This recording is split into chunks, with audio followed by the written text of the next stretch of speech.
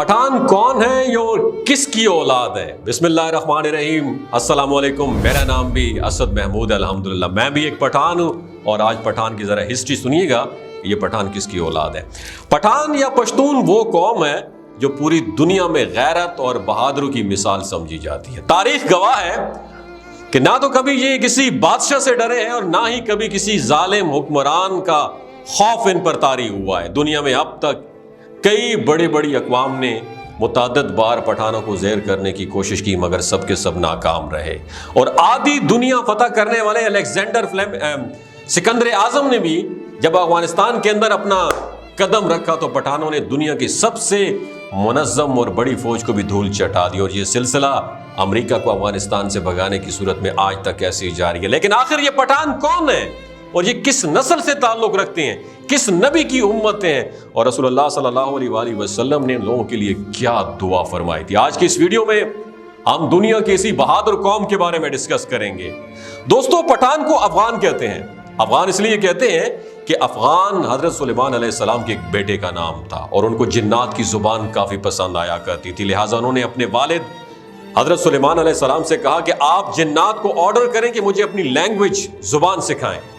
لہٰذا سلیمان علیہ السلام کے حکم پر جنات نے افغان کو، ان کے بیٹے کو، ان کی زبان سکھائی، اور بعد میں یہی زبان پختون کے نام سے مشہور ہو گئی۔ یہ وہی پٹھان ہے جو حضرت ابراہیم علیہ السلام کی اولاد میں سے ہیں، اور حضرت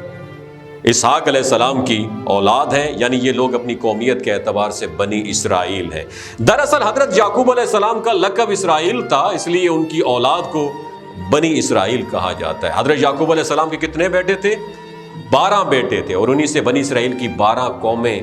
آگے چلیں، اور تاریخ دانوں کے مطابق انہی میں سے ایک قوم ان پختونوں یا پٹھانوں پر بھی مشتمل تھی۔ جب رسول اللہ صلی اللہ علیہ وآلہ وسلم نے دین اسلام کی تبلیغ شروع کی اور لوگ جوک در جوک اسلام قبول کرنے لگے، تو اس وقت پٹھان قوم کا سردار، جس کا نام قیس عبد الرشید تھا، اپنے پورے خاندان کے ساتھ آپ صلی اللہ علیہ وآلہ وسلم کی خدمت میں حاضر ہوا، اور آپ کے ہاتھ پر بیعت کر کے مسلمان ہو گیا، جو کہ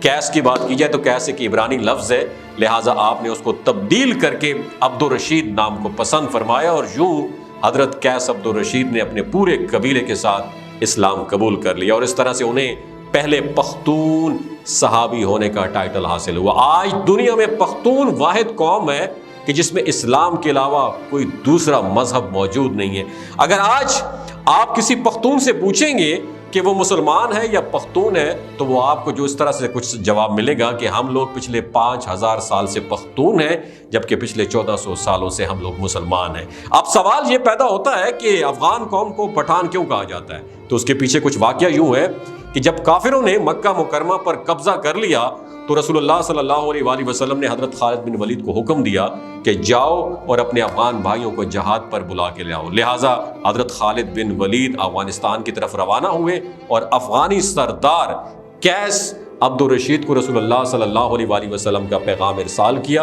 اور پھر جلد ہی قیس عبد الرشید کی قیادت میں پختونوں کا ایک بہت بڑا لشکر مکہ مکرمہ کی طرف روانہ ہو گیا، اور شام کو حضرت خالد بن ولید نے آپ صلی اللہ علیہ وآلہ وسلم کو خوشخبری سنائی کہ افغانیوں نے آتے ہی مشرکین کا قتل عام شروع کر دیا، اور تمام کافروں کا صفایا کر کے اب افغانی مکہ مکرمہ پر قابض ہو چکے ہیں۔ جب آپ صلی اللہ علیہ وآلہ وسلم نے یہ سنا تو اس وقت آپ کی زبان مبارکہ سے یہ الفاظ نکلے، بتان،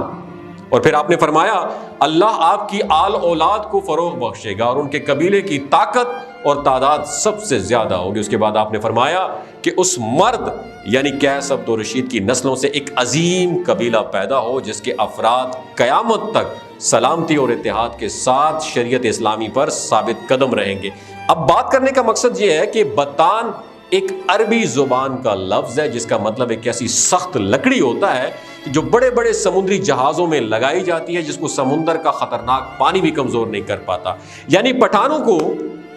ان کا یہ نام خود آپ صلی اللہ علیہ وآلہ وسلم نے دیا ہے۔ جب یہ بتان لفظ بر صغیر پاک و ہند میں پہنچا تو بتان سے چینج ہوتا ہوا پٹھان ہو گیا، اور آج اس قوم کو فارسی میں پشتون، ان کی مقامی زبان میں پختون اور اردو زبان میں پٹھان کہہ کے پکارا جاتا ہے۔ یہ قوم پوری دنیا کے مختلف علاقوں میں پھیلی ہوئی غیرت مند قوم شمار کی جاتی ہے، جس میں افغانستان، پاکستان اور اس کے ساتھ ساتھ بھارت نمبر 1 پر آتے ہیں۔ پٹھانوں نے قیام پاکستان کے اندر بھی بھرپور حصہ لیا، اور بعض انگریز مورخین کا ماننا یہ کہ پٹھان قوم آرجینیا کے کسی حصے میں رہا کرتی تھی، اور آرجینیا کے لوگوں کا بھی یہ کہنا ہے کہ پٹھان قوم انہی کا ایک حصہ ہے۔ سو پٹھانوں کا یہی جہاد اور اللہ تعالیٰ کی راہ میں لڑنے کا جذبہ ہے جو آج تک اسی قوم کے اندر ایسے باقی ہے کہ یہ لوگ اپنے دین کو لے کر کافی سٹرکٹ ہوتے ہیں، اور شریعت اور نام خداوندی کے ساتھ ہر وقت مر مٹنے کو تیار رہتے ہیں، جس کا نظارہ ہم اکثر دنیا کے مختلف حصوں میں دیکھنے کو ملتا رہتا ہے۔ اس قوم کا ذکر قرب قیامت پیش آنے والے واقعات میں بھی ملتا ہے، اور بعض مورخین کے مطابق حضرت امام مہدی کی مدد کے لیے جو بر صغیر سے کالے جھنڈوں کا لشکر نکلے گا، ان میں سے ایک کافی بڑی تعداد انہی پٹھانوں پر مشتمل ہوگی۔ اور اسی لشکر کے بارے میں آپ صلی اللہ علیہ وآلہ وسلم کا فرمان ہے کہ قرب قیامت اس کالے جھنڈے والے لشکر کا رستہ دنیا میں کوئی بھی نہیں روک سکے گا، یہاں تک کہ یہی کالے جھنڈے بیت المقدس کے اندر انسٹال کر دیے جائیں گے۔ جبکہ بعض دوسری حدیثوں کے مطابق غزوہ ہند کا آغاز بھی خراسان یعنی موجودہ افغانستان اور ایران کا چھوٹا سا حصہ ہے وہاں سے شروع ہوگا، جبکہ افغانیوں کی اس قدر غیرت، جرت اور بڑی بڑی سپر پاورز کو بغیر کسی ویپن کے دھول چٹا دینا، یہ سب یقیناً نبی کریم صلی اللہ علیہ وآلہ وسلم کی دعاؤں کا اثر ہے، کیونکہ آپ نے اس قوم سے خوش ہو کر اس کے حق میں اللہ تعالیٰ کی حضور دعا کی تھی۔ اگر یہ ویڈیو آپ کو اچھی لگی ہو، اور اگر ہاں آپ پٹھان ہیں، تو اس ویڈیو کو زیادہ سے زیادہ شیئر کیجئے، کیونکہ پٹھانوں کے ساتھ پنگا از ناٹ چنگا۔ خوشحالہ ہو سے ڈیرے قدر منو، اللہ پاک میں جتنا ساتا خوشحالہ ساتا ڈیرا مننا۔